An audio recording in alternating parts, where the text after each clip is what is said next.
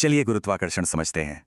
एक ऐसा टॉपिक जो बीपीएससी, यूपीएससी और एसएससी जैसे एग्जाम्स के लिए बहुत जरूरी है। इसी एक सवाल से न्यूटन की थ्योरी ऑफ ग्रेविटी की शुरुआत हुई थी। न्यूटन ने महसूस किया कि एक ही यूनिवर्सल फोर्स इन दोनों चीजों के लिए जिम्मेदार है। यही फोर्स चांद को लगातार पृथ्वी की ओर खींचता है, जिससे वो अपने ऑर्बिट में बना रहता है। और बस यहीं से यूनिवर्सल लॉ ऑफ ग्रेविटेशन का जन्म हुआ। चलिए इस पर एक नजर डालते हैं। ये लॉ कहता है कि फोर्स सीधे ऑब्जेक्ट्स के मास के प्रोडक्ट के प्रोपोर्शनल है और उनके बीच की दूरी के स्क्वायर के इन्वर्सली प्रोपोर्शनल होता है। ये है इन्वर्स स्क्वायर लॉ।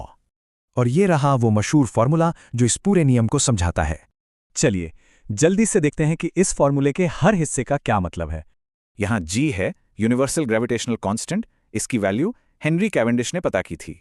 तो जब कोई चीज सिर्फ ग्रेविटी की वजह से धरती की ओर गिरती है तो उसे फ्री फॉल कहते हैं। और फ्री फॉल में एक ऑब्जेक्ट जिस एक्सेलरेशन को महसूस करता है उसे जी कहते हैं। इसकी वैल्यू है करीब 9.8 मीटर पर सेकंड स्क्वायर। और यहीं से एक आम कंफ्यूजन पैदा होता है, मास और वेट के बीच का फर्क। चलिए मास और वेट के बीच का फर्क इस टेबल से समझते हैं। तो सबसे जरूरी बात यह है कि मास हमेशा कांस्टेंट रहता है, लेकिन वेट ग्रेविटी पर डिपेंड करता है।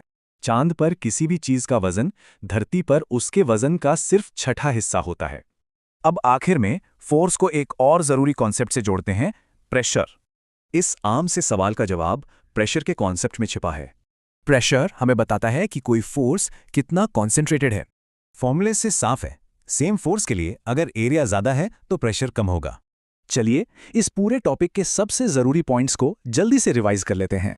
तो जाते जाते एक सवाल, अगर ग्रेविटी सब कुछ खींच रही है तो ब्रह्मांड एक जगह क्यों नहीं सिमट जाता?